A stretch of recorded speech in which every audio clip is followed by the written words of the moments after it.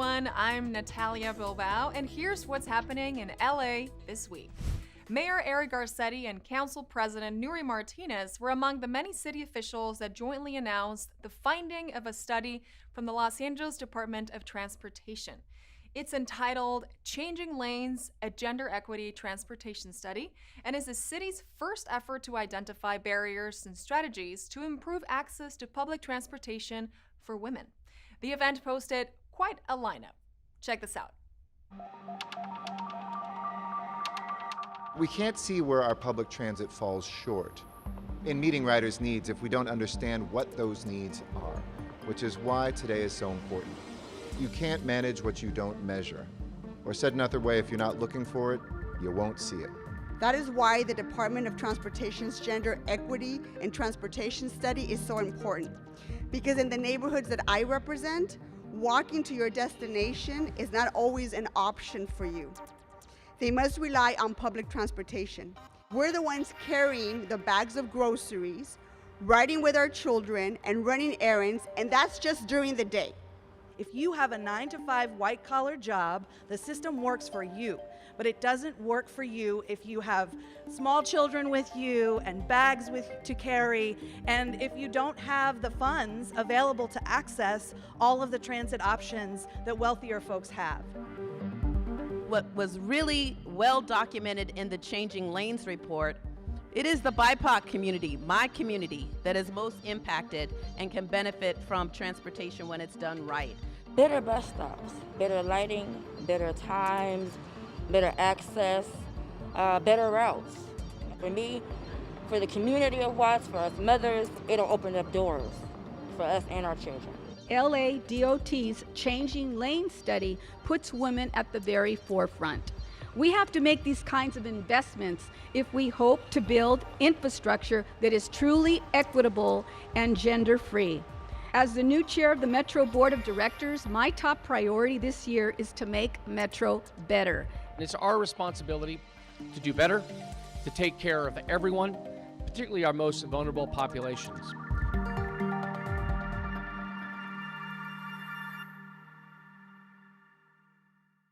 Councilmember Marquise Harris Dawson helped open a new supportive housing project in Council District 8. The council member announced his partnership with the organizations Flyway Homes and the people concerned more than a year ago. And the fruits of that collaboration are now ready for residents. Today we're at Flyway Homes. We're opening up over a dozen new units right here on 82nd and Hoover in the community. This is a place that used to house a single-family residence, and now we can move multiple families into this space and get people off the street. Each unit here is made up of 3 containers that have been converted into a unit. So they're standard shipping containers, single-use or non-use containers that have been converted here. Our future projects will be a combination of wood and or steel modules, which will be custom built in the factory.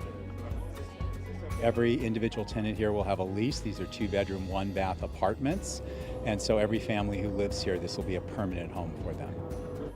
Entonces los servicios que conectamos a personas, a diferentes médicos, también conectamos a las personas a diferentes oportunidades dentro de la comunidad para que se sientan más cómodos. I became homeless probably 4 years ago. Circumstances, you know, anywhere from losing a job to relate my relationship. What this place means to me just tells people that you have hope, you know. There are hundreds, even thousands of people working hard every day, from the folks who go out to encampments every morning to try to get people into housing as housing is available, to the folks here at Flyway Homes or who are plugging away, who got this done during the pandemic.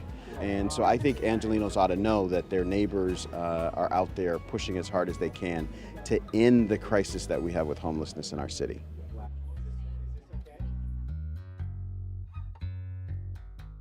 The Los Angeles Convention Center is celebrating its 50th anniversary this year, and in recognition of this cherished LA landmark's birthday, Mayor Eric Garcetti dropped by for a tour of the event currently gracing its hallowed halls, the 2021 LA Art Show.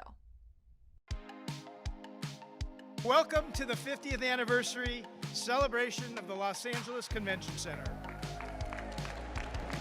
We're celebrating the 50th anniversary of the Los Angeles Convention Center. And the second thing is we're celebrating the opening of our first large-scale event, the LA Art Show.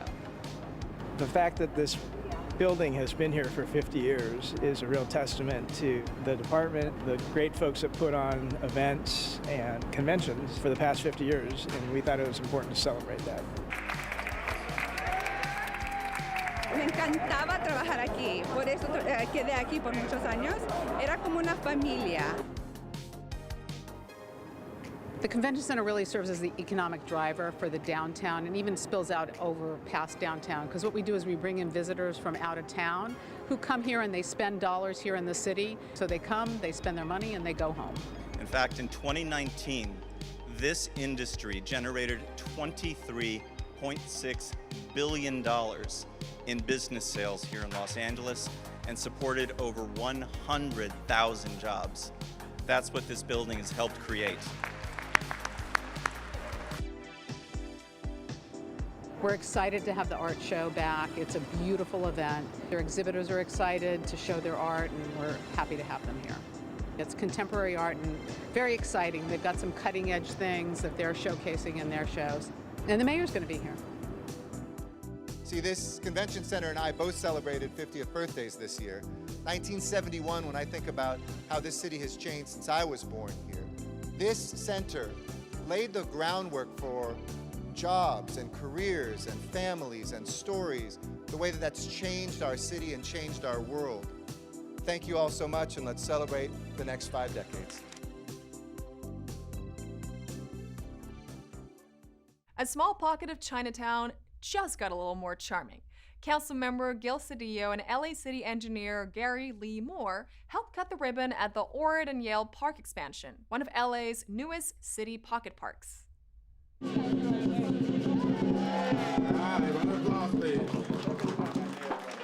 Welcome to the new opening of the Ordinance Yale Street Park. Almost 40,000 square feet. So we hope you all enjoy this new park for Los Angeles. While it might be small for some in size, it is very big in character and in heart.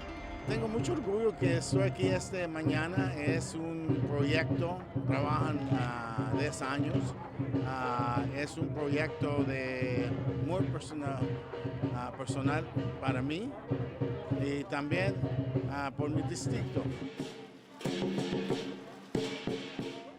Here, a few feet away from here, 150 years ago, Chinese men were lynched here in Los Angeles. And so we think it's important that people's history is remembered, but that we look forward with determination and optimism, and that we build community and we respect other people's communities and embrace that diversity as a strength and an asset of this city and of this district. Through the years, this community has not only felt the pain of discrimination and exclusion, but the pride of perseverance and success. It is so challenging to find the funding for all these projects that we want to do.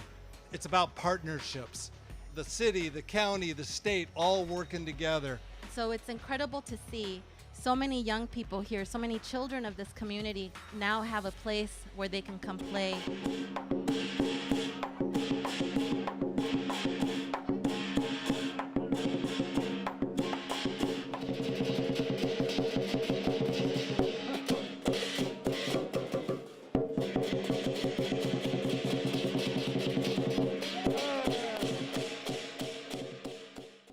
Since the beginning of the pandemic, St. John's Well Child and Family Center has been at the forefront of bringing medical services to lower-income communities.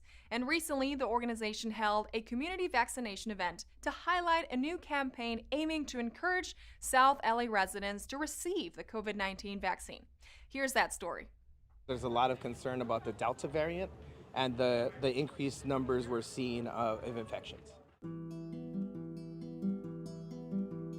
84% of cases right now are Delta variant. It's twice as contagious as the previous dominant strain, which was the Alpha variant. So with the Alpha variant, if you caught COVID, you could infect 3 to 4 people. With the Delta variant, if you catch COVID, you could infect 8 to 9 people. So it's literally twice as contagious as the previous variant. A lot of the cases that are happening are actually people that are not vaccinated that are ending up in the hospital. And so our hope is that people will start taking it serious. We've been walking this neighborhood for the last 2.5 weeks. We engaged 31 businesses. We also had a team of outreach workers that has been going out since early this week. Pues los invito a que vengan, ya que no es muy complicado a la hora de no tener algún documento, y pues les recomiendo de que puedan venir a esta instalación para ponerse la inyección, que es muy importante para todos nosotros. We're urging people that can get vaccinated to get vaccinated, and people that cannot get vaccinated to continue wearing a mask to avoid contagion. They could call our hotline, 877-612-8299, and schedule an appointment at any of our clinics. We have 18 brick and mortar clinics that are actually administering vaccines. Hopefully people will get vaccinated.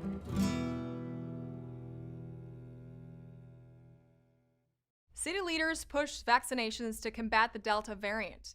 New bus shelters are being displayed throughout Los Angeles, and Mayor Garcetti signs a new ordinance restricting homeless encampments. These stories up next on City Beat.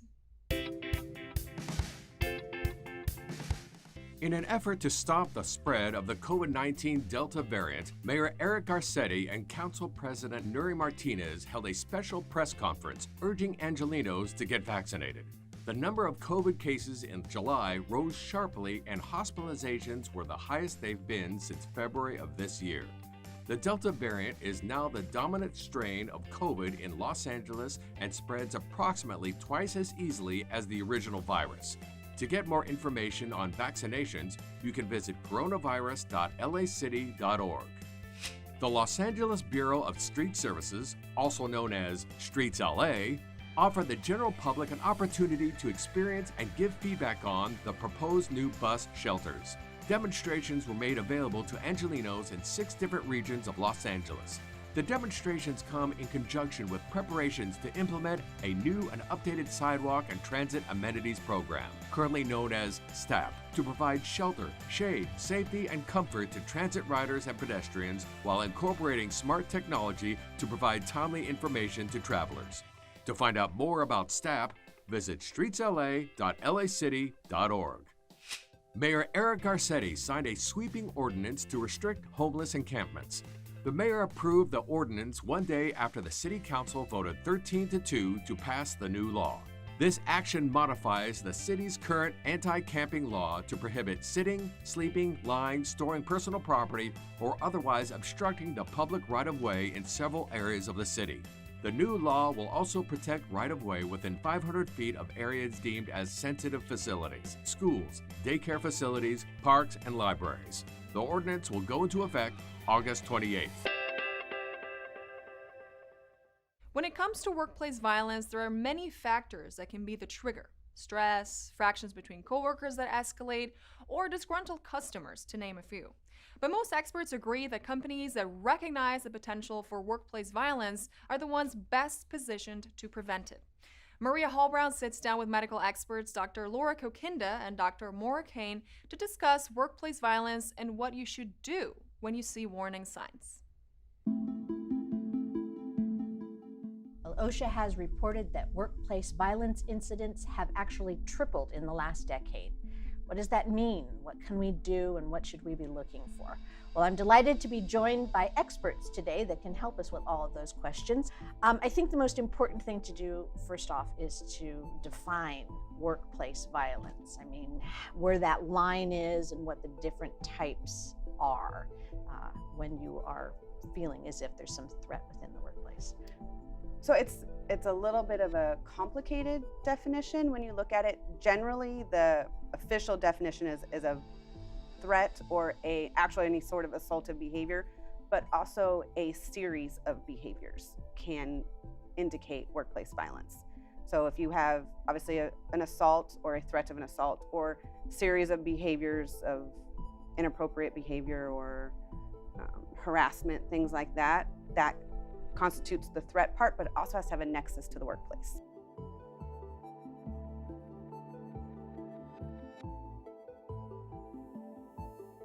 What are some of the indicators Somebody is constantly angry, somebody is always complaining, somebody is, I mean, what are some of the things we should be looking for directly and indirectly? All of those things can be indicators. I think one thing that I've noticed is if someone really stands out from the group, maybe they're complaining more, or maybe they're withdrawing quite a bit. That's another thing that could be concerning, or behavioral changes that are observable where someone's setting themselves apart. Maybe they're more isolative, maybe they're a little more erratic in their behavior. Yeah, anytime there's a change in behavior, because all of us are different. So we have the people that are withdrawn by nature, or the people that are complainers by nature. But when you see a change in their behavior, so they're withdrawn and now they're loud and they're irritable. And so anytime there's a change in behavior, you want to ask why. I think one of the best things for de-escalation is to just try to separate, take a time out. Time is really helpful. Recompose yourself and walk away will do wonders.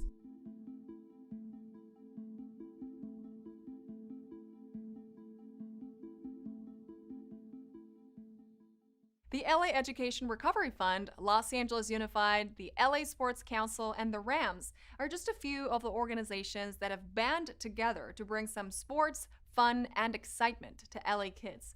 Channel 35 was on hand to get an up-close look at how outside sports can lead to health and opportunity for SoCal kids. LA Unified decided for the first time ever to open up every single one of its Title I elementary and middle schools. Students now have access to free summer programs in their neighborhoods. Through this groundbreaking partnership, our students not only receive a clinic and sports team appearances, but they also know through programs like this that we as a community are behind them 100%. The academic recovery is crucial, full stop. But our kids have also been robbed of a year of their childhood, and that's just as important to compensate for, if not more. People want to help right now, and the LA Education Recovery Fund said we got to do it together. So we reached out to the school district, and LA Unified decided to run summer camps all over the city. And then we said, but we can do more. Let's bring awesome programming to our kids. And we talked to LA Sports Council and said, can we get our teams to step up in a big way? And the Rams said yes, and the Dodgers said yes, and the Galaxy said yes, and the Chargers said yes, and the Kings said yes. And it just shows Angelinos coming together for our kids and helping our kids at this time where they need us to step up for them to get ready to thrive for the future. So we're excited to host this clinic, to support our youth, to teach them some football skills. Our cheerleaders are going to teach them how to dance, and together we're all going to come together because we're better when we stand as one. Thank you for enriching the lives of our students. We know that they are our future, and we see in them just the promise of what their languages, their histories, their trajectories have to offer for our city, and always do and always have. And so enriching their summer in this way, I think, really adds to their experiences. Ahora estamos en una etapa de reentrar a un normal nuevo y necesitamos de proveer a los estudiantes muchas oportunidades que ellos puedan estar trabajando y colaborando con otros niños. Y lo que está pasando aquí con esta colaboración. Me gusta estar y hablar con mis compañeros y estoy muy feliz cuando hablo con ellos. Ahorita estamos aprendiendo a jugar fútbol americano y muchas otras cosas que le encantan a los niños. LAEducationRecoveryFund.org. Go there, find out how to get involved. Our kids need all of us to step up right now. It was a tough yesterday, but it's a bright tomorrow, and we can do big for them if we step up for them. And they always, always respond when we do step up for them.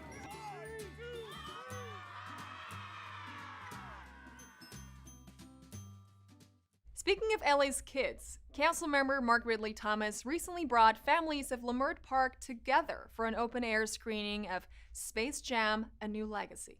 The event was also a chance for local small businesses to connect with and support the community at large.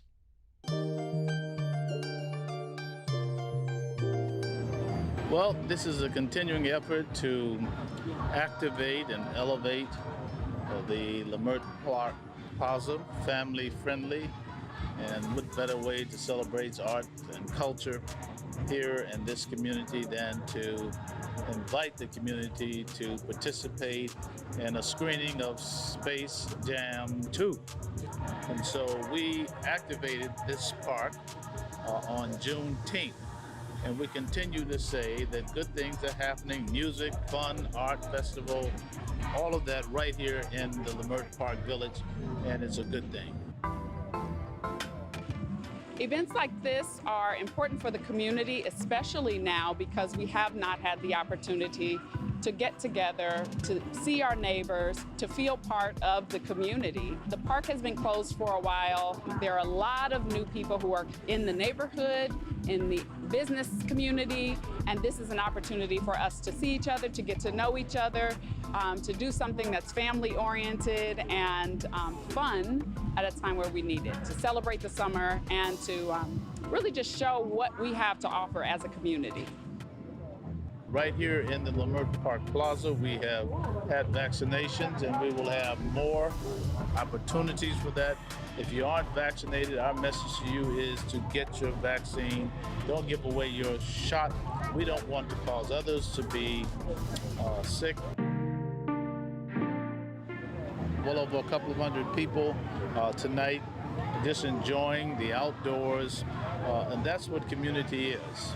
When we speak of community, we think of the arts, we think about culture, we think about all of the small businesses and the vendors in this space, the merchants that are essentially trying to do what needs to be done to celebrate the community in a proper way. Attention, pet owners. Summertime may be all fun and games for us humans, but it could also be a dangerous and unhealthy season for your animals. LA Animal Services dropped by the Channel 35 studio to offer some handy advice when it comes to helping your furry family members beat the summer heat. Take a look.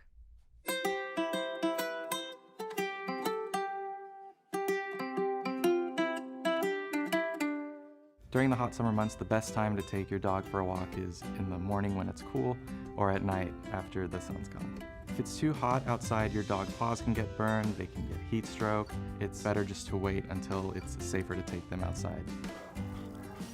To tell if your pet has been dehydrated or is overheating, they will be breathing heavily, they'll be acting distressed, they may have trouble swallowing water. What you can do when your pet may be overheating or dehydrated is first try to give them some water. If they're unable to drink it, you can apply wet towels or ice packs wrapped in towels back of their head, between their back legs, and after you've cooled them down a little bit, take them to the veterinarian immediately. Some of the biggest misconceptions about pets in the summer heat are that you can just leave them outside and they'll be fine, or that you can leave them in the car with the window cracked and they'll be okay. That's also not safe. The car can heat up drastically while they're in there, even with the window cracked. To learn more about different safety tips and different animal services that we provide, you can visit laanimalservices.com.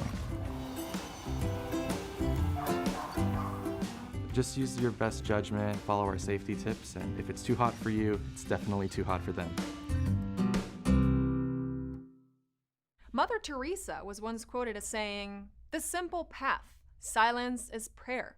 Prayer is faith. Faith is love. Love is service. The fruit of service is peace." That small prayer is a fitting introduction to our featured story this week. Channel 35's Maria Hall-Brown has an intimate conversation with Los Angeles Police Chief Michael Moore, who shares the personal burdens and professional challenges of leading LA's 21st century police force. Well, almost 9,500 sworn personnel, almost 3,000 civilian personnel, and the man at the helm for the last 3 years has been Chief Michael Moore. It's so nice to be in your office. Oh, thank you. Thank you for being here, and it's a great opportunity. What are some of the changes that have happened since you've been at the helm, and what are some of the things that you walked into and you realized these are good foundational things that we need to keep in place? We're in good shape. I inherited a department that was reform-minded. It was referenced in the then President Obama's 21st century policing reforms, and the pillars that were there, showcased what LAPD was doing for building trust in communities, for community engagement, for being problem solvers, but recognizing that we have a shared responsibility for public safety, and that also on the enforcement, that it was smart, that it was focused, it was data informed. So that's what I inherited.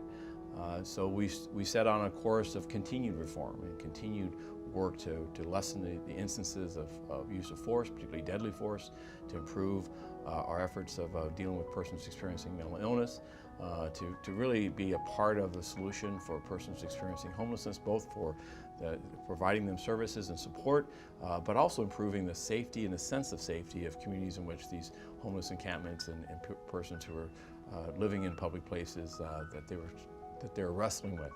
Can't be easy to be an officer. It is. This is one of the most difficult periods of time.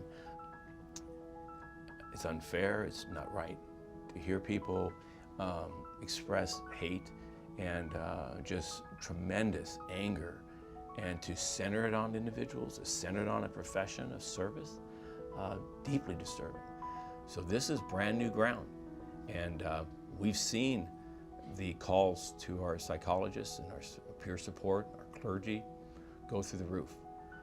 And it sets the stage for who's coming to, how fertile is the ground for people to come to this profession.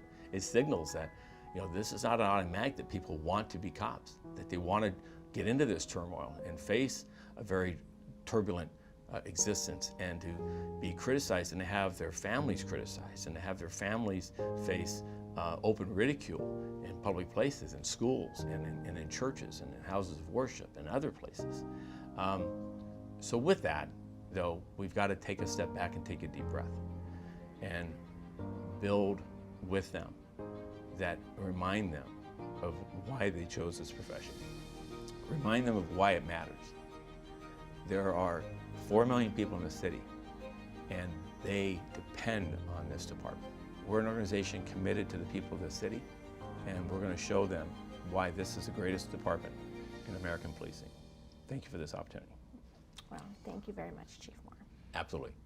The LA Public Library brings the Mosquito SWAT Lab to kids of all ages. Enjoy the virtual experience of the 2021 Nisei Week Japanese Festival, or stream along with a great discussion as actress Jane Russell's legacy turns 100. All this and more up next on Things to Do.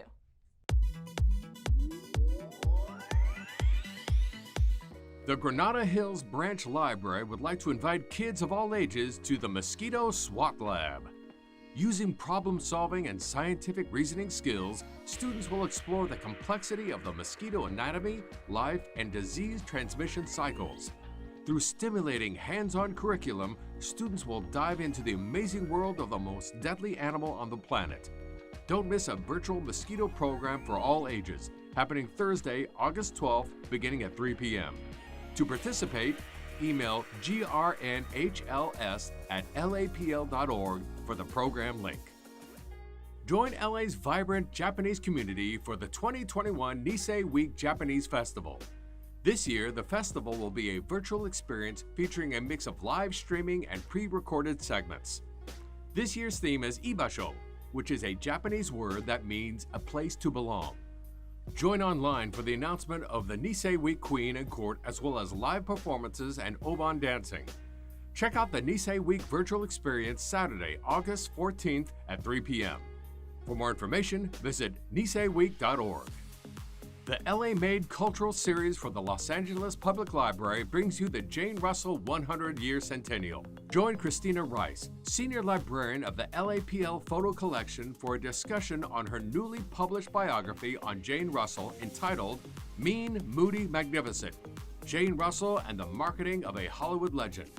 LA-Made's Jane Russell 100-Year Centennial premieres Thursday, August 12th, beginning at 4 p.m.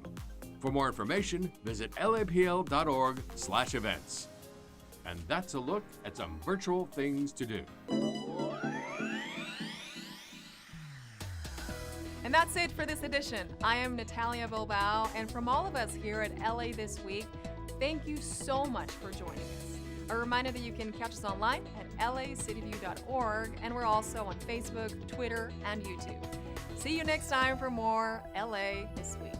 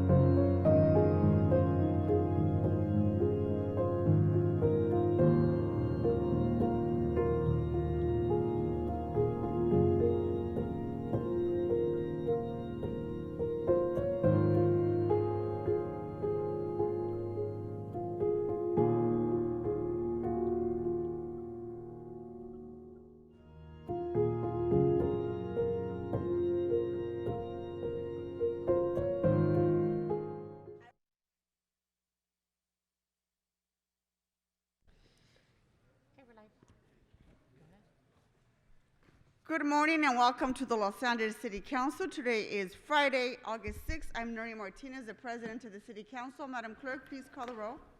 Councilmember Blumenfield. Bonin. Buscaino. Absent. Cedillo. Thank you. De Leon. Absent. Harris Dawson. Thank you. Koretz. Thank you. Krikorian. Lee. Absent. Martinez. Present. Thank you. O'Farrell. Price. Rahman. Ridley Thomas. Absent. Rodriguez. 11 members and a quorum, Madam President. First order of business. Approval of the minutes of August 4th. Ms. Rodriguez moves and Mr. O'Farrell seconds. Next. Commendatory resolutions for approval. Mr. Harris Dawson moves and Mr. Krikorian seconds. Next.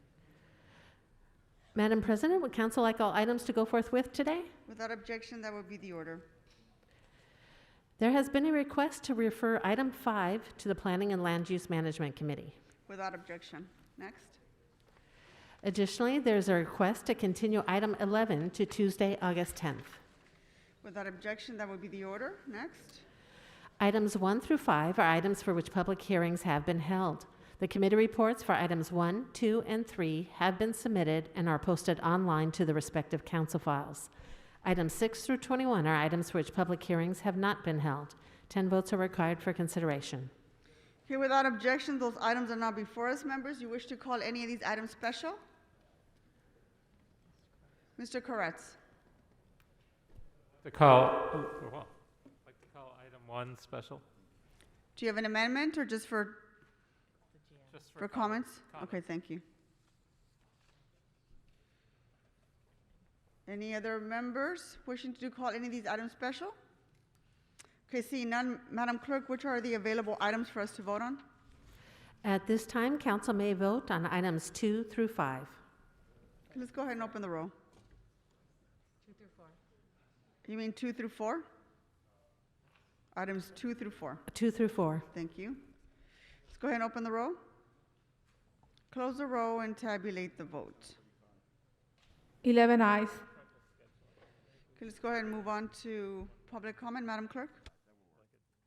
Thank you, Madam President. And as indicated on the agenda, members of the public wishing to offer public comment should call 669-254-5252 and use meeting ID number 160-535-8466 and press pound. Press pound again when prompted for participant ID. Once admitted into the meeting, press *9 to request to speak. And when it is your turn to speak, an automated Zoom voice will ask you to press *6 to unmute. And again, call 669-254-5252 and use meeting ID number 160-535-8466 and press pound. Press pound again when prompted for participant ID. And once admitted into the meeting, press *9 to request to speak. When it is your turn to speak, an automated Zoom voice will ask you to press *6 to unmute. To members of the public calling in, when it's your turn to speak, please state which of the agenda items you'd like to speak on. You have 1 minute per item to speak, up to 3 minutes total.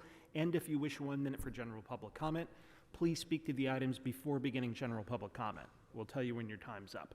When speaking on the agenda items, you must be on topic. Our goal is to get through as many speakers as we can. If you're not on topic, or if we can't tell whether you're on topic, you'll get one brief warning from me or the president. At that point, if you don't immediately get clearly on topic, you'll forfeit the rest of your time and we'll move on to the next speaker. We'll take 30 minutes total of public comment, and the items that are open for public comment are items 6 through 21. That's 6 to 21. Finally, for members of the public calling in to speak, as you heard, we have a slightly new procedure since before the break. When it's your turn to speak, an automated voice from Zoom will prompt you to press *6 to unmute yourself. If you don't do so, you'll get a prompt from council staff. At that point, if you don't immediately unmute yourself, you'll forfeit the rest of your time and we'll move on to the next speaker. Also, if you are listening to the council meeting on your computer, channel 35, or other device, please turn down the volume on those other devices right away. Because of feedback and a time delay between the live meeting and the broadcast, if you're listening on the other devices, it will cause a great deal of confusion. And with that, Madam President, we are ready to take public comment.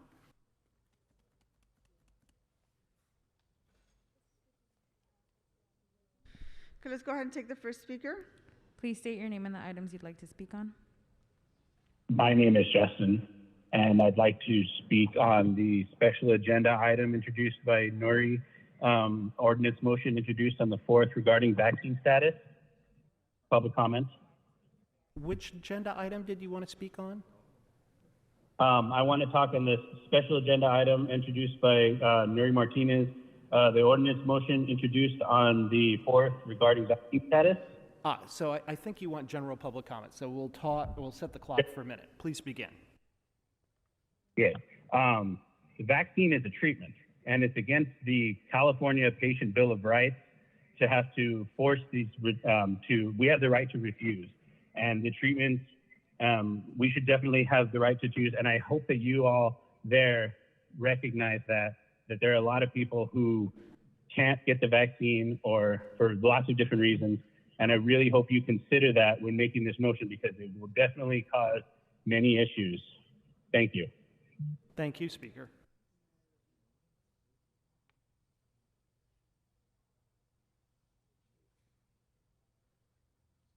Hello. Please state your name and the items you'd like to speak on. Sean Murphy, Canoga Park. Hi, Sean. Hi, Mary. How you doing? I'm good. How are you? What I'm items do you very want to speak good. on? What items do you want to speak on, Sean? Item 5, or a general public comment, be better. Okay. Well, Sean, item 5 has been continued, so why don't you go ahead and speak during public comment? You have a minute. Yeah. General public comment. Go ahead. Hello? Yes, go All ahead. I right. can hear you. I'm sorry. Streets have to be fixed up. Sidewalks have to be repaired. That's about it. Okay, thank you. Yeah, hello. Thanks. Okay, thank you, Sean. Thank you, Nuri. All right, bye-bye. Madam President. Thank you, Sean. Next speaker.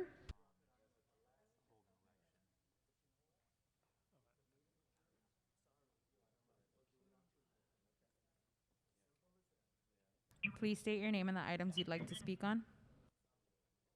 Chris Larson, general public comment. You have a minute. Please begin. Good morning, Madam President, council members, city attorney. My name is Chris Larson. I'm president of Los Angeles Women in the Fire Service.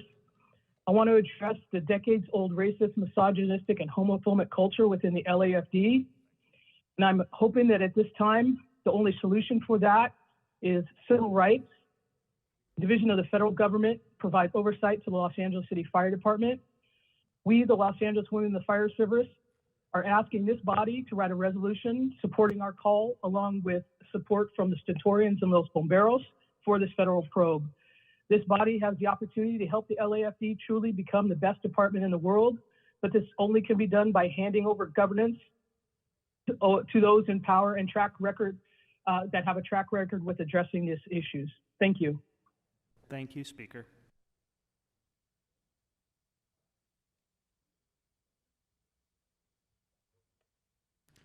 Please state your name and the items you'd like to speak on. Thank you very much. My name is Estela Suarez Hamilton. I would like to make a general public comment, please. Please begin. You have a minute. Thank you. First, I wanted to say that I did notice that you changed your procedures, and I think that it's restrictive and disappointing. So you guys should be ashamed of yourself.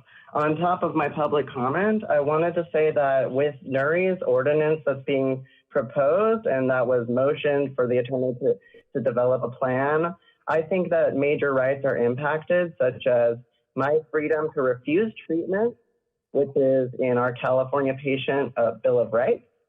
Also, my right to refuse to be forced into research or an experiment, and my right to freedom of movement, which I don't have a car. I depend on a lot of public services. My religion strictly states that my body and my flesh is for me to heal and myself to heal on my own. So I don't believe that a vaccination treatment in this type is suitable for me. So I think that if you're going to restrict my movement, that's unconstitutional. And it also continues the eugenic movement. You want to favor... Thank you, Speaker.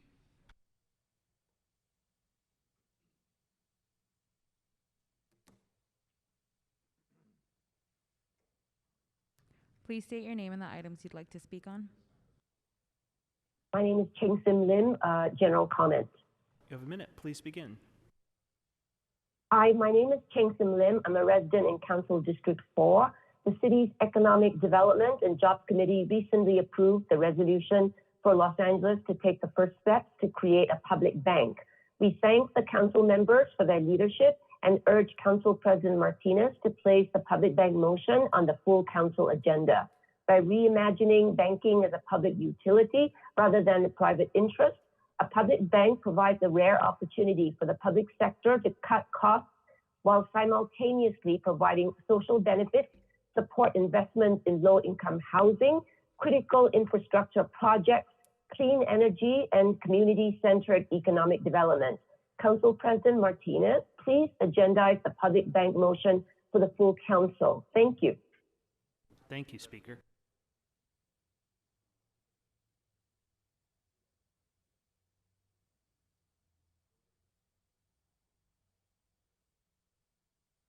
Please state your name and the items you'd like to speak on.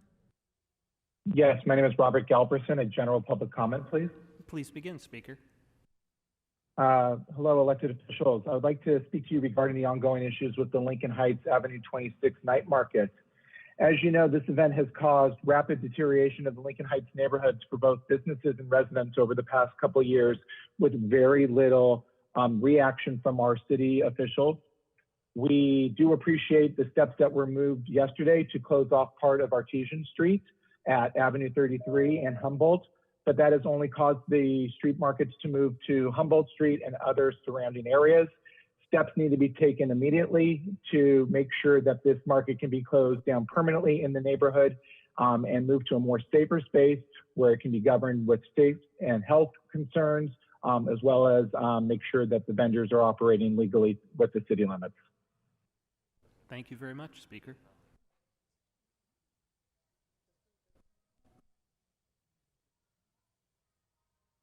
Please state your name and the items you'd like to speak on.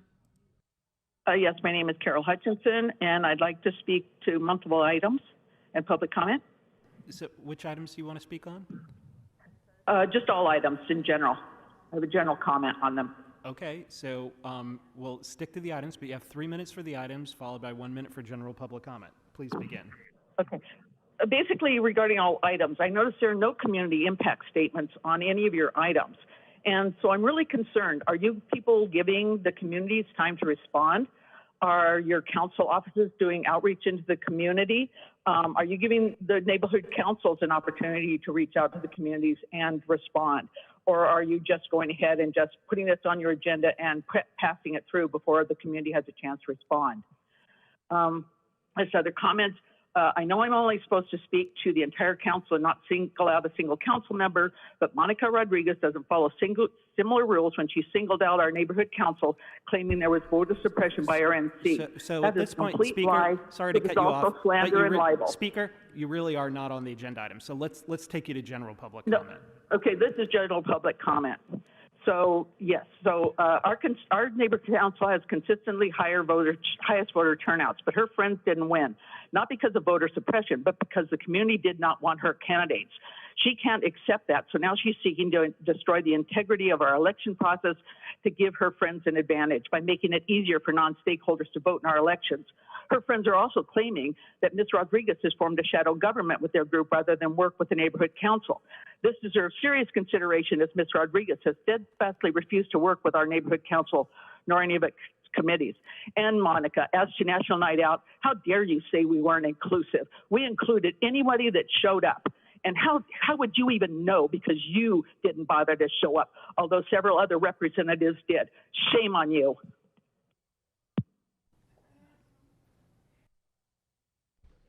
Ms. Rodriguez? Madam President, I just wanted to clarify for the callers that are calling in because, first of all, no one was singled out when I made a comment about being inclusive. That's just the attitude that everyone should be embracing when we hold these events, and making sure that our neighborhood council process in particular is also reflective of the diversity of a community, is imperative to make sure that all voices are present and heard when it comes to legislative items. And so I look forward to working with the Department of Neighborhood Empowerment, with our city clerk's office, because I know this election cycle in this last effort through the course of the pandemic was impacted from a regular electoral process. But the fact of the matter is that it was flawed, and it didn't allow for everyone to participate in that process, and that is what is at that is the biggest concern with how these elections were held. Every person should have an opportunity who is interested in participating in the neighborhood council system, should have that opportunity to vote and have their vote counted. And making sure that there's accountability to that process and that it is consistent across the city is imperative for participation of everybody and making sure that this process is inclusive. Thank you. Thank you, Ms. Rodriguez. Let's go ahead and continue. Our next speaker. Please state your name and the items you'd like to speak on. Arzel Epineder, a general public comment, please. You have a minute. Please begin. I live on Humboldt Street in Lincoln Heights, and I'm also calling about the night market, which is now setting up outside my home. I'm imploring this council to help the vendors find a better location. A residential neighborhood cannot support thousands of visitors every night. The problem is not the vendors. Our community supports the vendors. The problem is the patrons. They urinate and defecate in the open. We have seen drunk driving and open drug use. They throw trash in our yards and all over the street. Each morning, our block looks like a war zone. They threaten us when we ask them not to block our driveways. There has been gang violence, shootings, and stabbings. There is so much traffic and illegal parking that the police or fire department could not reach us in an emergency. Last night, the city temporarily shut down Artisan Street. This has only made it worse. The vendors have now moved directly beside our homes. This is not acceptable. We are begging you to take action before the weekend crowds arrive. Again, I support the vendors. We all do. We are just asking this council to help find a better location that can actually sustain this market. Thank you. Thank you, Speaker.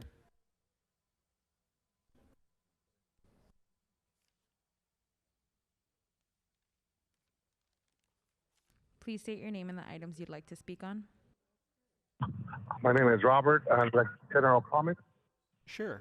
You have a minute. Please begin. I'm also calling. I'm a resident of Lincoln Heights. I live on Humboldt as well, just like the last caller. We are supportive of the vendors, but this market cannot happen in our residential area. Just like the last caller said, there's people urinating. I've had neighbors had drinks thrown in their faces because we've asked them to lower the music. There's gunshots. I have children who live on this street, and you have thousands and thousands of patrons who come and do not respect the community whatsoever. It's been months and months of us reaching out to CD1. Like they said, they finally closed down Artisan place, but now the vendors literally spray painted the sidewalk, the public sidewalk, as into where they're going to set up tonight. I need somebody to come out and put barricades on Humboldt Street because there is nothing there. They're going to set up on both sides of the street tonight, and now I'm going to have thousands and thousands of patrons, not on the other side where Artisan was at, but actually literally on my block tonight, doing defecation, loud music, screeching cars, loud mufflers. Thank you. Thank you, Speaker.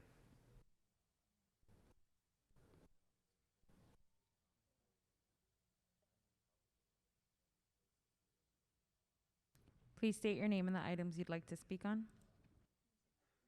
My name is Glenda Zuniga. I'm here for the Humboldt Night Market on Avenue 26. Sure. I am a resident. We'll give you a minute. Please, we'll give you a minute for general public comment. Please start. Thank you. Good morning to all councilmen and meetings. My name is Glenda Zuniga. I'm calling due to the night market on Avenue 26, the Humboldt Street. I live in Barranca Street. I'm all forward for the vendors making their lives due to the situations that we're all going through right now. But I do not appreciate that when they come and littered, assault your animals, because I've been having issues with people that come down in this area. They have violated my dog, throw beers, throw sodas because my dogs bark at them due to the litter that they live in front of my yard. I do not appreciate it. Like they said, the other people, we should help them out to find somewhere to be safe and have coordinations where people could park themselves and be whoever they want to be. But it's not proper that they come and litter in the residence, make a whole bunch of stuff that's not publicly safe even to do. Tired of the people blocking your driveway, constantly have to call enforcement parking to come and remove cars or do something about it. Thank you very much. Thank you, Speaker.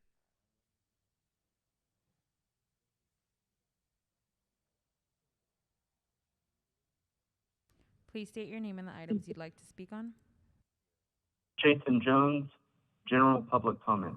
Of course, please begin. I live on Humboldt Street in Lincoln Heights, and I am calling regarding the night market, which was previously located on Artisan Street up until last night. I implore the council to offer a sustainable solution to what has become a nightly problem for this community. Between the well-documented violence, public safety issues, including public defecation and urination in our yards and on our sidewalks, open drug use and drunk driving from the thousands of patrons crowding our streets and sidewalks in the midst of an ongoing pandemic, we request immediate relocation of the market to an area that can support its rapid growth. We support the vendors and understand the night market's importance in sustaining their income. However, it's grown to such a size that it needs to be moved out of this residential area. The vendors are now setting up on Humboldt Street in front of my home, and we fear that this weekend will only lead to further confusion, frustration, and confrontation. Again, we request immediate relocation of the market out of this residential area. Thank you. Thank you, Speaker.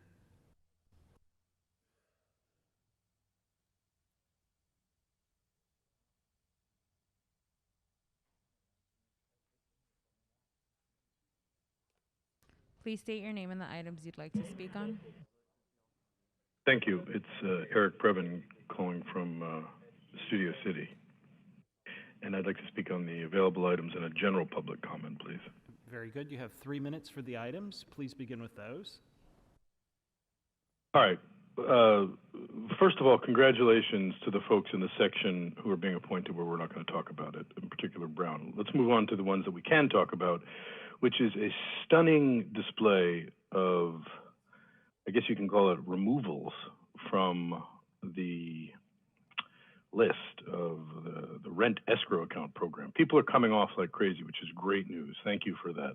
It's a dozen or so, and they a lot in De Leon's district, formerly Weezar's district, but it's just nice to see people getting back in business. And you know, what a great way to engage in civic debate by putting these otherwise dry items on the agenda in the section for speaking only. And also worth noting some final parcel maps. And I noticed not Studio City, but in our district, 5901 North Whitsett, northerly of Califa Street. We have a little reconsideration for everybody to make sure that we can get a little more shoved into the smallest possible space. So great work. In terms of the last item, the Cannabis senior coordinator, you know, we definitely need some help. The question is it senior project coordinators, or do we need a effectively managed system, which we've yet to capture given the, you know, not legal and legal dispensaries and all of the opportunities to get some excellent weed. Better weed now in America and Los Angeles than almost at any time. And thank you to Rodriguez for toking on the appropriate substance to come up with that comment about how Dunn is actually doing a terrible job. And it's true. And, you know, Beltran, who is a real politico. Mr. Previn, do you want to go into your general public comment now? Well, I'd rather talk about the weed and using that clever toke as the lead point. But if you push me onto the general public comment, I'm not gonna fight with you. Okay, thank you. So let's. But then you can talk about whatever you want. So let's move on to general. Well, whatever I want, whatever the people want to hear. And I think that here's a good one. I think yesterday or the day before, Gil Cedillo stepped forward and banged the drum and said, hold on, I'll clarify all this, and made it clear that anybody who would attack Mitch O'Farrell for anything was messing with his homie, and that is totally out of line. Now, all these folks in Lincoln Heights are infuriated by Cedillo's constantly directing traffic this way and that, but not doing anything to stem the tide of this night market that every single night until 2 a.m. is wreaking havoc. But he shouldn't be jumping in public comment to set the record straight, even if it's to defend the neediest like O'Farrell. He shouldn't do it. He should sit quietly. And Rodriguez, bless her heart, should do the same. They should sit quietly. Answering public comment, there's a great scholar named Paul Krikorian who can explain why you're not supposed to do that. It's because it's a boring detail, but because it's not agendized, you're not supposed to give answers. You can make minor corrections, which I know we all, nobody's accusing anybody of libel or slander here. But I just think that the city council, who've done an extraordinary job. Thank you, Mr. Previn.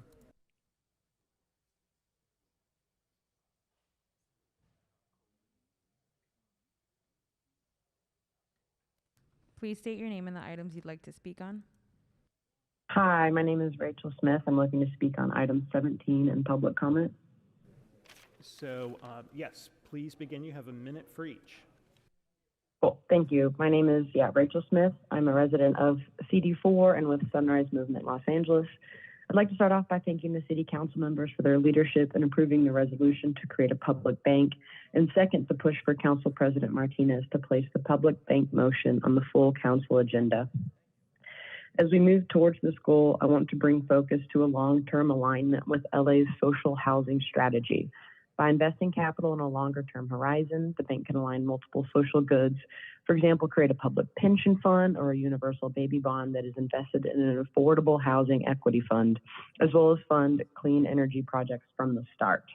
In doing this in line with clean energy, the public bank can better focus upstream on preventative measures before triaging services are needed related to transit, pollution, education, and jobs.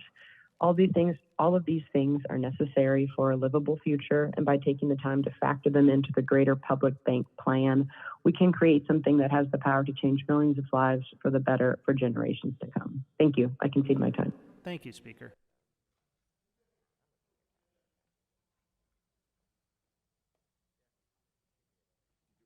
Please state your name and the items you'd like to speak on. Hi, Rob Kwan. I'd like to speak on items 2 and general public comment. Very good. Well, we've actually voted on item 2 already, but you can talk about it in general. So why don't we give you a minute and you can talk about that and anything else within the subject matter jurisdiction of the city. So please begin. Never mind. I'll just do a general public comment. I find it weird that Council President Martinez hasn't made time to increase funding of the redistricting commission. There's already money set aside. They're going to eventually have to do this, so maybe get ahead of this, save some face before people realize how badly you've messed up the process. You've waived an item from committee on the redistricting front, so maybe be proactive and schedule this as well. If you look at turnout last week, contrast that with 2012. There were 120 attendees for the redistricting commission hearing for your district, and there were 24 this time. 3 districts had more speakers than you had attendees. They had 38 speakers, while this year you just had 10 for your district. Council President Martinez, you always tout your godly ability to represent the unheard and underserved communities in CD6, but you couldn't lift a finger to help them fight for their political representation. Please, finally, just do something. It would be really great. Thank you.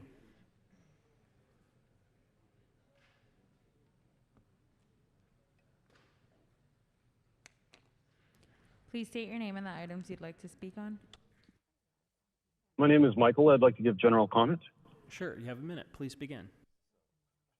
Thanks. As the council is aware, there's a night market in Lincoln Heights that's grown to huge proportions without any regulations, 7 nights a week from 6 till 2 a.m. in a residential neighborhood, with shootings, stabbings, routine robberies, more than 100 vendors, thousands of visitors on the most crowded nights who leave our neighborhood a hazardously polluted mess every day. Yesterday, CD1 closed one street where this event occurs, which has already pushed the street party directly in front of family homes. The city could have predicted this effect, and this will not stop the crowds from gathering in front of homes, drinking, littering, starting fights, playing loud music until morning, 7 nights a week. We appreciate the vendors' efforts to make a living for themselves, but we're enduring disrespectful crowds of thousands who are endangering us. Nobody sitting on this council would tolerate a 365-day-a-year block party in front of their own homes. And for the city council to allow this in Lincoln Heights is nothing short of abusive to this working-class neighborhood. Our neighborhood cannot continue to support this event here, and we see the closure of Artisan Street as only a half step towards securing our community. Our city is failing us. Every city agency has deflected responsibility for this and told us to reach out to city council. Thank you, Speaker.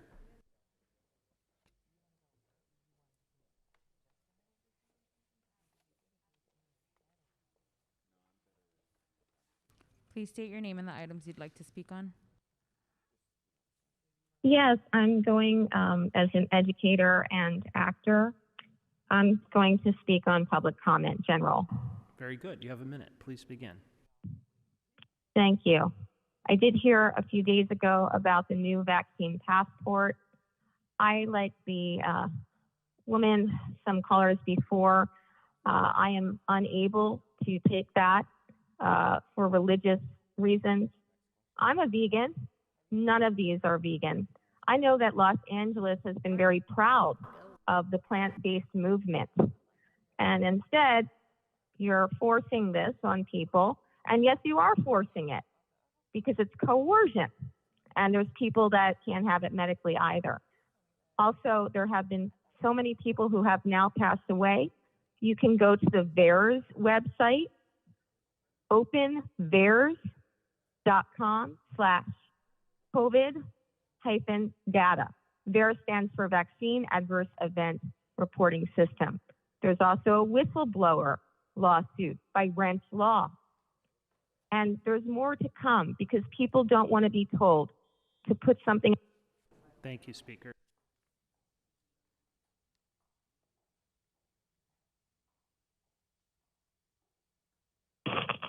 Please state your name and the items you'd like to speak on. My name is Angela McArdle. I'd like to give 1 minute of public comment. Very good. Please begin. I am the chair of the Libertarian Party of Los Angeles County. I oppose City Council members Nuri Martinez and Mitch O'Farrell's proposed ordinance to require proof of vaccination in order for people to enter indoor public spaces. This proposal is a dehumanizing, gross violation of my personal rights and the rights of everyone else I know. People have a right to choose what they do or do not put in their bodies, and government has no authority to compel experimental medical procedures upon non-consenting persons, especially with such devastating side effects. It's a gross violation of property rights to enforce this upon business owners as well. Pursuing this policy creates a medical apartheid in Los Angeles. I yield the balance of my time. Thank you, Speaker.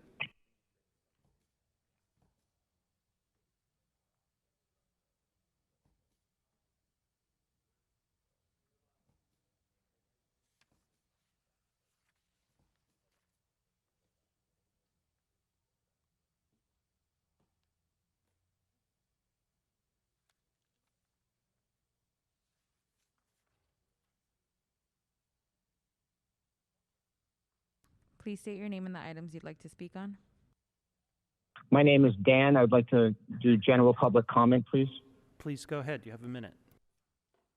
Enough is enough already. Government overreach has been getting out of control for quite some time, but this proposal of mandating businesses to require proof of vaccination for patrons is going beyond the pale.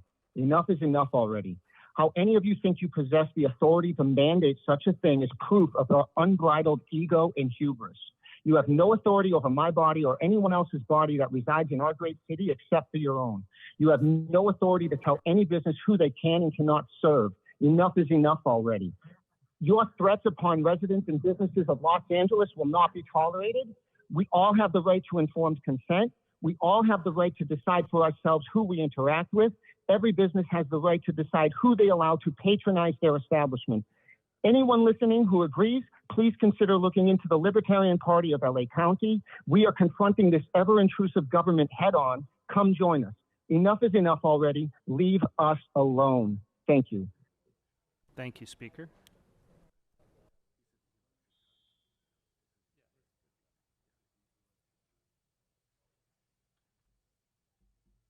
Please state your name and the items you'd like to speak on.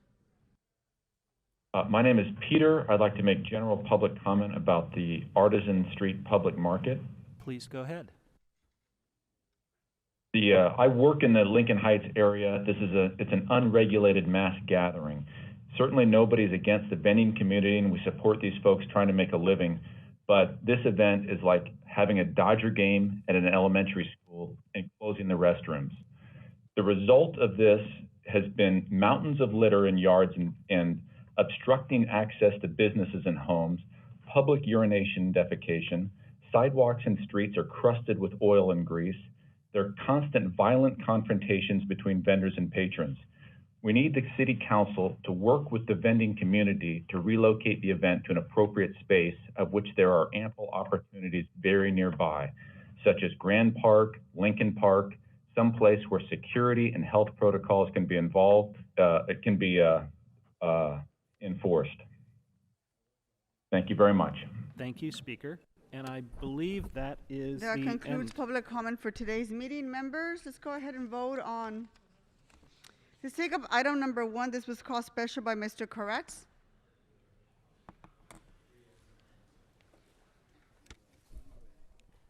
Thank you, Madam President.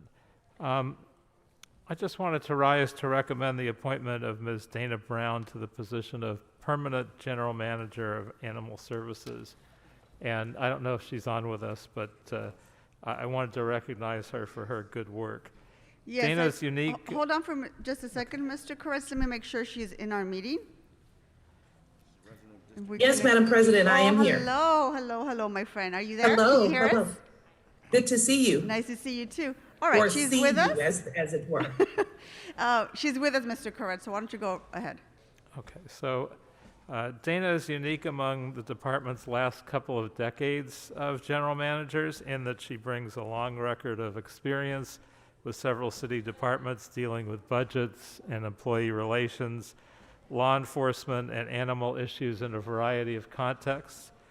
On top of that, she has important hands-on experience as a former assistant general manager in animal services, where she oversaw the development of the strategic plan, working with staff members and members of the public for 2 years, managed budgeting and administration and a variety of other management tasks. And Dana is committed to implementing the community-wide CAT program, which the council approved last winter after a long period of development, and which should help us better handle what many consider to be the last frontier in animal management, the proliferation of community cats. She's also committed to easing the transition from pandemic operations back to normal operations as smoothly as possible when that becomes possible. We know that generally she will continue the department's successful efforts at increasing the number of live release of animals that occurs in our shelters. And in general, she is a unique and powerful choice for the position, and I believe is the right woman for the moment in animal services history. And I believe she is a resident of my seatmate Marquise Harris Dawson's 8th Council District, and we look forward to seeing her service in this position and thank her for her willingness to serve. And Dana, I don't know if you want to give us a little overview of what you hope to do in this position. Mr. Koretz, we've got 2 members on the queue. Why don't we go to them first, and then we'll definitely certainly, give that's great. Ms. Brown an opportunity to reintroduce herself to this council. So, Mr. Blumenfield? Welcome you. Oh, she disappeared there. Welcome you to this position. I worked closely with your predecessor for many years on initiatives such as doing the EIR for the trap neuter return program. We finally were able to get that injunction lifted. I look forward to working with you on the issues that we care about. I had a couple of questions for you as well, and just I know that doing this job requires a lot of love and devotion to animals, but it's also been a department that's had a lot of controversy. So you're walking into the crosshair, so to speak. But I know you're going to be able to do it well and work with all of the variety of folks who are there. So a couple of questions. You know, the first question is important. Are you more of a dog person or a cat person? Actually, I love animals equally, but right now, the cats really, really need our help. So I'm kind of focused on cats. I kind of grew up in an environment where there were dogs and not as many cats. So I am working with our cat partners to kind of ingratiate myself into the cat community. And, everybody loves a kitten. So we're starting off with kittens. They're great. So, but, I'm trying to spread my love equally. Great. I didn't want to start you out on too controversial of a road, but also, keeping the West Valley Animal Shelter open is really important to me in the district. And if you need any resources for that, or please let us know what you need to make that happen. And also, I know you're going to help make sure we get to that no-kill rate, and just wanted to make sure you work with us to see whatever resources you need to make sure we get there. So I'll leave it at that. Thank you so much. I appreciate that, sir. Thank you. Thank you, Mr. Blumenfield. Mr. Harris-Dawson? Thank you so much, Madam Chair, and I thank Mr.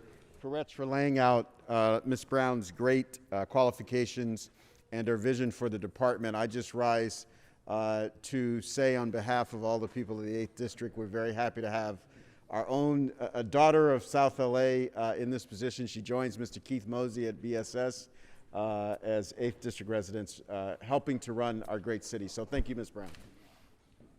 Thank you, sir. It's my pleasure. Mr. Koretz?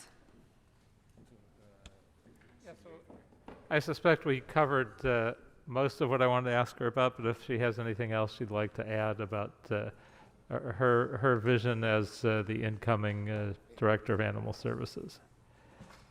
Sure, absolutely. So, I'm so honored and humbled for this opportunity. And, it's really exciting to work for a department like Animal Services because it's very front-facing. And so the satisfaction of the up-close and personal contact with the public and, sort of seeing what you're doing to support them is really good for my personality. I'm very much a people person, and that very much fits me. As a general manager at Animal Services, I plan to continue the phenomenal work that we've been doing, saving the lives of our animals that are in our shelters.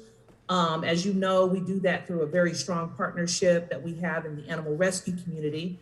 But I'd also like to grow that community engagement and partnership right here in our own communities. Our community cat program is a start to building that relationship as more and more community members engage in actually reducing our community cat population. So I'm looking forward to that. Also, I'm a longtime HR professional, as you know, so it is very important to me to develop staff. I'm very interested in diversity and inclusion programs that can be shared throughout the animal welfare profession. As you know, people like to copy Los Angeles.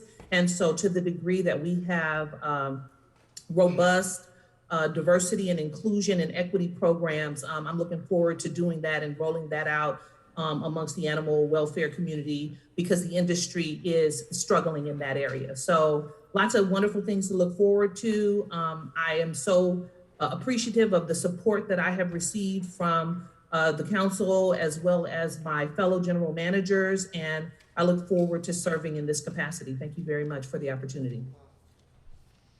Thank you very much, Dana. It's really, really exciting to have you lead one of our most important departments. So let's go ahead and prepare to vote on this item. Let's open the roll, close the roll, and tabulate the vote. 13 ayes. Congratulations, Madam General Manager. Thank you so much.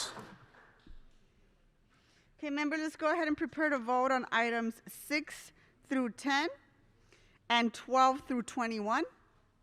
Let's open the roll, close the roll, and tabulate the vote. 13 ayes.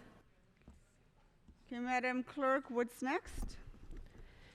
Madam President, Council has motions for posting and referral. Motions will be posted on the City Clerk's website shortly after the meeting for the public's viewing. To subscribe to receive copies of today's council motions to your email, please visit clerk.lacity.org. Okay, motions are posted and referred. Members, are there any announcements? The announcement, seeing Ms. Rahman, an announcement? Go ahead. Just want to announce that tomorrow, Saturday, August 7th, at the Westfield Fashion Square Mall in Sherman Oaks, we're having a food distribution and wanted to welcome anyone who wanted to pick up food there between 10 a.m. and 1 p.m. at Riverside Drive in Sherman Oaks on the Riverside Drive entrance near Macy's. And our volunteer slots were filled up almost immediately as soon as we announced this, so I'm very excited about this event and hope that people will benefit from it. Thank you. Thank you, Ms. Rahman. Any other announcements, members? Can you see no other announcement? Can we please rise for adjourning motions?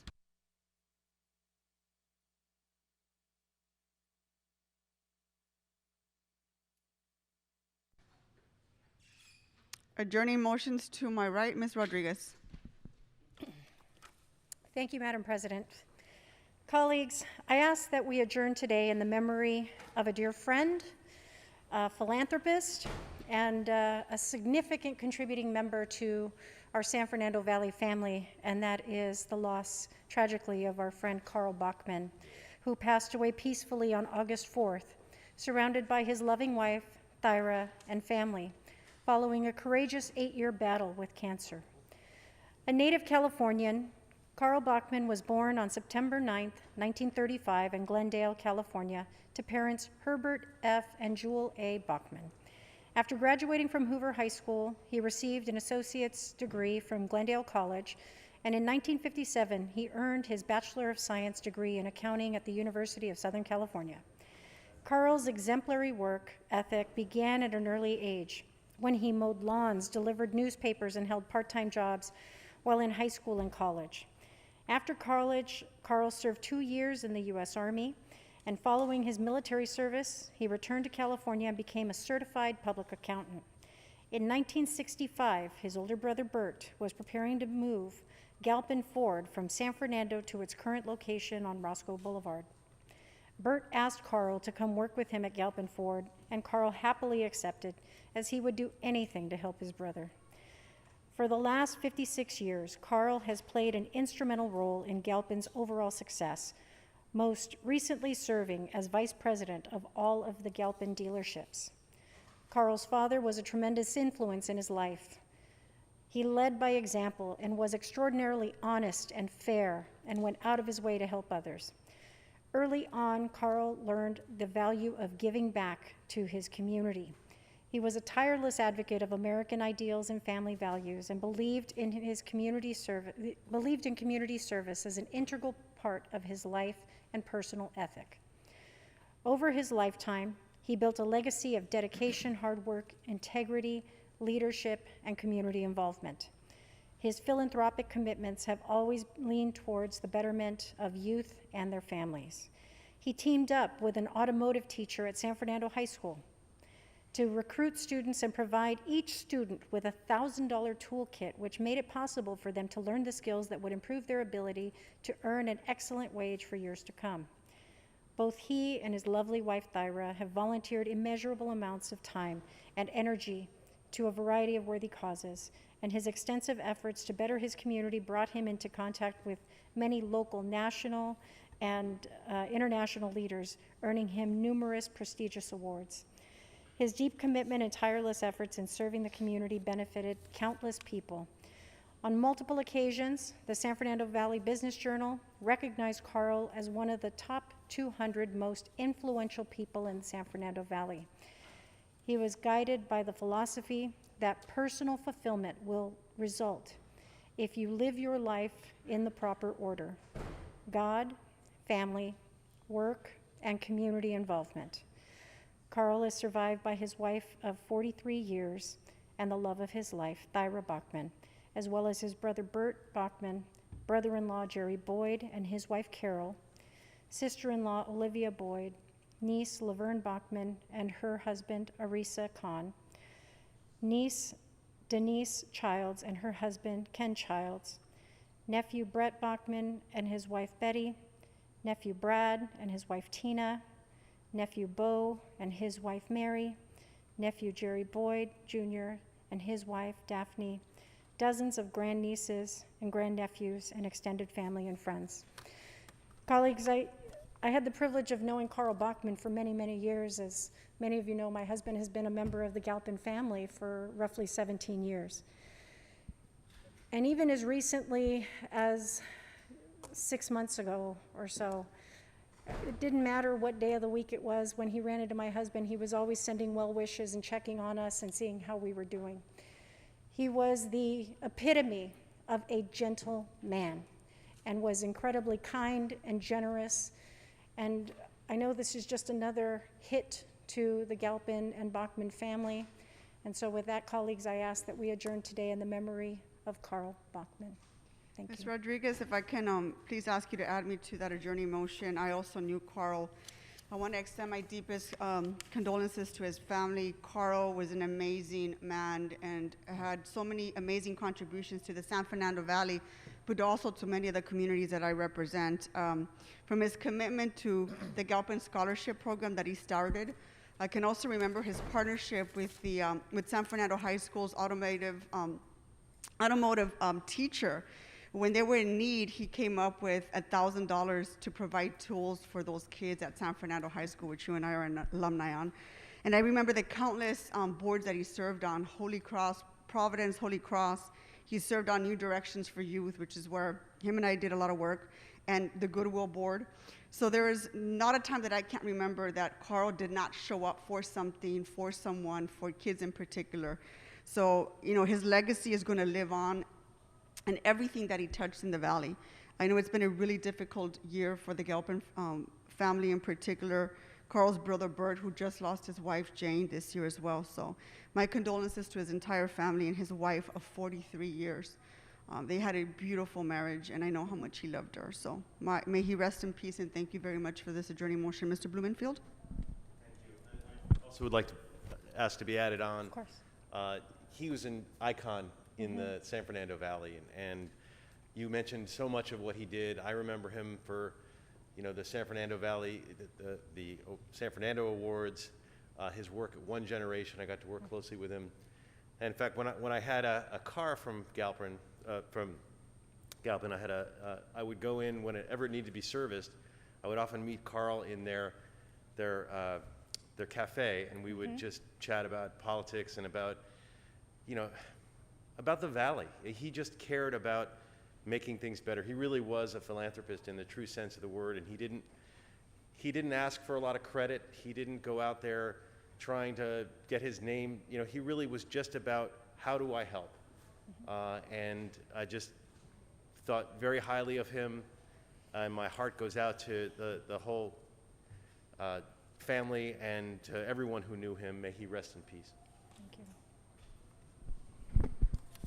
Thank you, Mr. Blumenfield. Any other adjourning motions to my right? Mr. Whitley Thomas?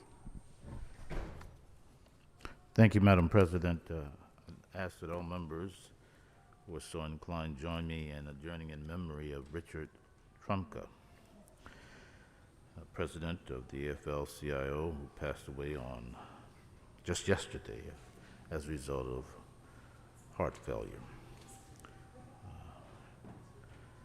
He spent 25 years, a full quarter of a century, in leadership of the AFL-CIO, first as Secretary-Treasurer and then as its president. He stood large and tall on behalf of working families across the length and breadth of this nation, struggled to be relevant in the fight for civil rights, for voting rights. He did not see the issue of labor narrowly. He stood in the best tradition of democratic sensibilities as it relates to working people. Most recently, he stood forward and issued a statement in the face of the Delta variant and said, it is time that all working people get vaccinated. He took the power of his position and all of the controversy that it may have represented and called for mandatory vaccinations. I call that leadership, Madam President and members of the Council. And so we adjourn in memory of one who understood what leadership meant, who wasn't narrow in his views about it, represented his organization and his constituency well, and I speak of none other than Richard Tromka, who came up from the mines in Pennsylvania, and then went to school and got himself educated and took his journey well beyond that to become an influential citizen of consequence across the length and breadth of the United States of America. May he rest in peace and in power. Madam President and members. Thank you. Mr. Ridley Thomas, and I know all members will be on this, and I just wanted to thank you for that adjournment, because he was exemplary in demonstrating that, and even in the most recent act, as you mentioned, with respect to suggesting that everyone should get the vaccine. Leadership is hard, and there are some individuals that might take the easy road, but doing what's right, while it might be harder, is the responsible thing to do, and he did what was right. And he fought and has a legacy that exemplifies that. And it's a tragic loss for the labor movement, but it was one that will endure as a result of his leadership and his legacy. And I just want to thank you for bringing that adjournment forward. May he rest in peace. Thank you. Are there any other adjourning motions? Seeing none, we're adjourned. Enjoy your weekend.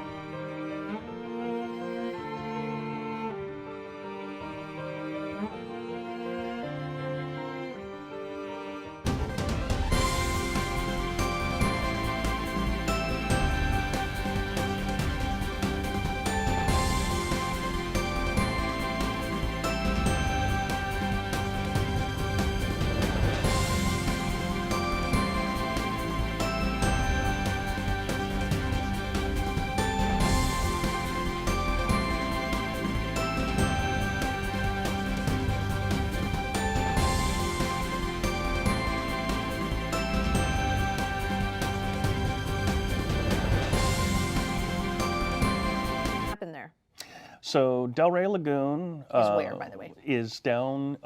It's in an area of Playa del Rey, the northwest corner, I guess, of Westchester area, then just northwest of LAX. Little pocket community. It's bordered by the Ballona Creek to the north, where it has its outlet to the ocean. And of course, there's a lagoon there, a saltwater lagoon that's environmentally friendly and taking care of the birds and all the things in that area. But for the community, we looked at the play equipment, the path of travel. The community asked again for a picnic area. We've added water fountains to that park. And I'm happy to report that that's one of our projects that's complete and open to our community. All right, so moving a little bit north in Studio City, we have Woodbridge Park, and one of the major improvements that was required there was new walkways. So was that a tree issue, or just an ADA issue, or just age issue? Needed to get some new walkways in Woodbridge Park, and how's it doing? So it's probably a combination of all three. Any time that we break into a pathway, we're always making certain to work with building and safety, look at the current building code to ensure that we're complying with ADA rules, and that our projects are built to those standards in the LA Building Code. So Woodbridge, I can't really say whether it was the trees or various things, but you know, as I mentioned earlier, you know, the irrigation lines, if they break, they may cause slumping of the soil, or, you know, tree roots certainly uplift pathways. So, you know, when we go into do that pathway, we're looking